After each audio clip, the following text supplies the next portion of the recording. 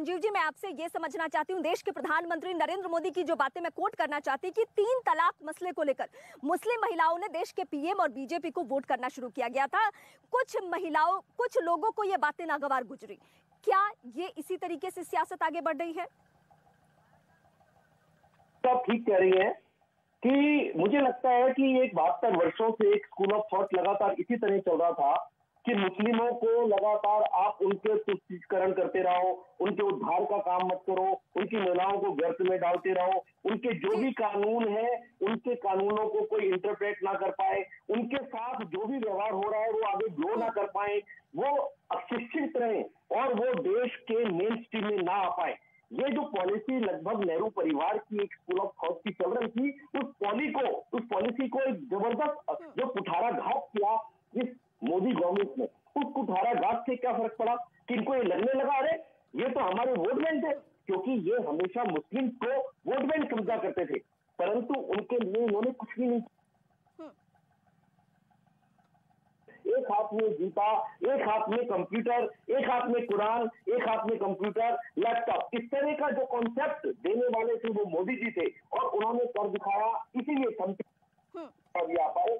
तो मुझे ऐसा लगता है कि ये सब चीजें इनको बिल्कुल भी गवार नहीं कि इनको किसी भी तरह डाइजेस्ट नहीं हो पाई, तो इसीलिए कभी नॉर्थ ईस्ट के दंगे करा के, कभी सीए का कानून के बीच में टांग अड़ा के, और कभी अब देखिए आजकल ये क्या कर रहे हैं, एक नया नकाब और सऊदी अरबिया जैसी जो फॉरवर्ड कंट्रीज हैं, उन्होंने भी कभी इसको डिस्कस किया।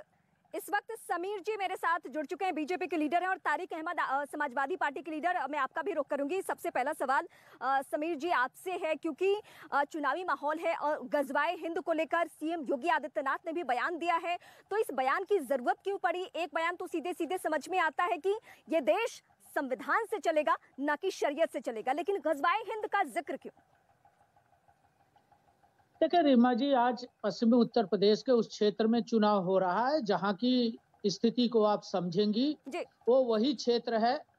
मुरादाबाद को ले लेंगी, आप संभल को ले लेंगी, रामपुर को लेंगी, बरेली को लेंगी, और सहारनपुर लेते हुए बिजनौर होते हुए आज जो चुनाव हो रहा है उसमें संभावनाओं के आधार पर आपने देखा होगा कि आज जिस प्रकार से बुर्के की आड़ में फर्जी मतदान कराया जा रहा था, वो एक तरह से लोकतंत्र में फर्जीवाड़ा करने का एक माध्यम बन गया है। और योगी जी ने 2017 में सरकार में आने के बाद जिस प्रकार से कहा था कि सबका साथ, सबका विकास और सबका विश्वास, माननीय प्रधानमंत्री जी के मंत्र को लागू किया था उत्तर प्रदेश में। हम तुष्टीकरण किसी का नहीं करेंगे, लेकिन अपराध और तुष्टीकरण करने की किसी को इजाजत नहीं होगी, इसको योगी जी ने लागू किया उत्तर प्रदेश में। आज सबका विकास हो रहा है। कुछ तथाकथित ऐसे नेता जो धर्म की ठेकेदारी करते हैं, जो धर्म के नाम पर लोगों को बहलाते फुसलाते हैं, बरगलाते हैं, चाहे वो रामपुर में आजम खान रहे हो, आप देखिए 100 से अधिक मुकदमे उनके ऊपर दर्ज हुए। जमीन कब्जा करने से लेके मुस्लिम बच्चों से लेके विवाद उठा, कर्नाटक से ये विवाद उठा और देश के अलग अलग हिस्सों में पहुंचा, और सीधे सीधे अब ये कहा जा रहा है, और खासकर आप लोगों की तरफ से भी, कि चुनाव है और इसलिए ये कदम उठाए जा रहे हैं। लेकिन आप जिन जिलों का जिक्र कर रहे हैं, जिसमें एक जिले से मैं भी हूं, यानी मैं रामपुर से हूं इस वक्त, तो क्या असर हो रहा है? जो एजेंडा है, जो हिजाब के पीछे की सियासत है, क्या उसका असर हो रहा है? बीजेपी क्या मानती है? निश्चित रूप से रीमा जी, आपने देखिए आपके ही चैनल पर तमाम मुस्लिम बहनों ने इंटरव्यू में कहा है कि नहीं साहब, हम इससे निजात चाहते। आप देखिए 3 तलाक से मुस्लिम बहनें निजात चाहती थी, माननीय मोदी जी ने 3 तलाक से निजात दिया, उसका स्वागत हुआ। हिजाब से भी निजात चाहती है, वो खुल के जीना चाहती है, वो अपने घर में और धार्मिक परंपराओं में आप कुछ भी पहनिए, लेकिन जब समाज के अंदर आपको प्रतियोगिता करनी है, स्कूल जाना है, कॉलेज जाना है, तो कहीं न कहीं स्कूल कॉलेज की मान्यताओं को मानना चाहिए और बंधन से मुक्त होना चाहती है। ऐसी बहुत सारी महिलाएं, आप देखिए आज के चुनाव में ही बरेली का भी चुनाव हो रहा। बरेली के अंदर एक मौलवी की बहू ने, निदा खान ने, पिछले दिनों आरोप लगाया कि जब ये मुझे न्याय नहीं दे सकते हैं तो ये समाज को क्या आईना दिखाएंगे और समाज को क्या मुस्लिम समाज को न्याय देना चाहते। ऐसी बहुत सारी बहनें हैं, बरेली में है, रामपुर में है, मुरादाबाद में है, संभल में है, बिजनौर समाजवादी पार्टी के लीडर मैं आपके पास आऊंगी, भारतीय जनता पार्टी के एजेंडे को समर्थन कर रही है और उसको आगे बढ़ा। जब ओवैसी कहते हैं, मैं आपके पास आऊंगी, मैं तारिक जी से ये समझना है कि जब ओवैसी ये कहते हैं कि हिजाबी कोई पीएम बनेगी, जब वो ये कहते हैं कि हिजाब हमारी पहचान है, ये महबूबा मुफ्ती कहती है, तो समाजवादी पार्टी का क्या स्टैंड होता है इस चुनावी माहौल में? मैम, ये किसने कहा है तो मुझे तो मालूम भी नहीं है, किस आदमी की बात कर रही हैं आप। मुझे तो पहली बात ये मालूम नहीं, मैं जानता भी नहीं उस आदमी को। दूसरी बात, समाजवादी का स्टैंड हमेशा से रहा है कानून का पालन हो, जो कानून का फैसला होगा वो माना जाएगा। बता दिया आपको। आपने कहा और बहुत अच्छी और बड़ी बात कही। मैं एक सवाल पूछती हूँ, फिर आप जवाब दीजिएगा। आपने कहा कानून का पालन होना चाहिए, वाकई यही होना चाहिए, कोर्ट में ये मामला है। लेकिन आज की तस्वीर मैं अपने दर्शकों को बता दूं कि आज क्या हुआ।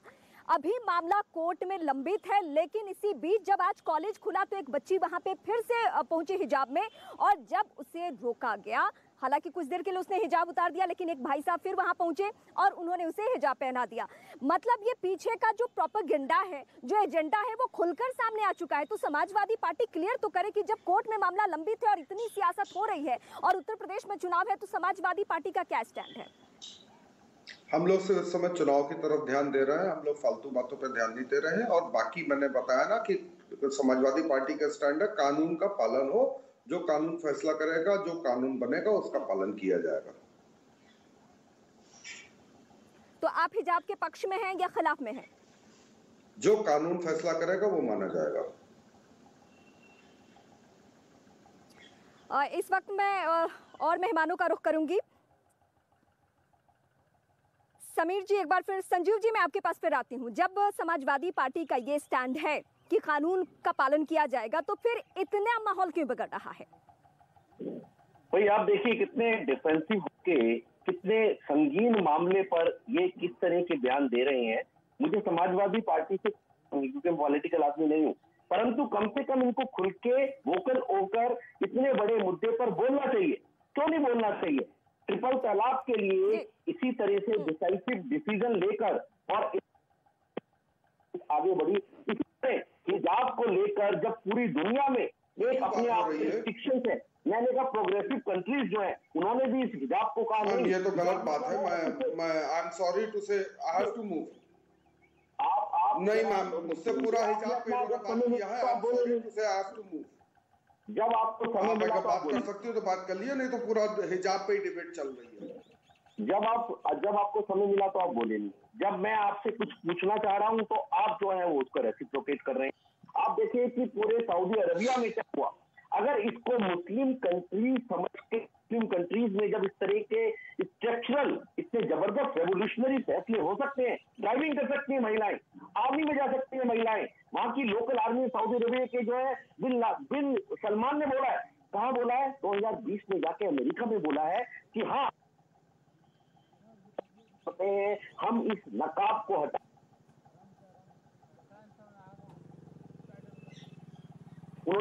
एक महिला को पर्दे में रहना चाहिए, इसका मतलब ये नहीं है मैं इसके भी कपड़े जो है उन्होंने जो है मुकम्मल किए थे।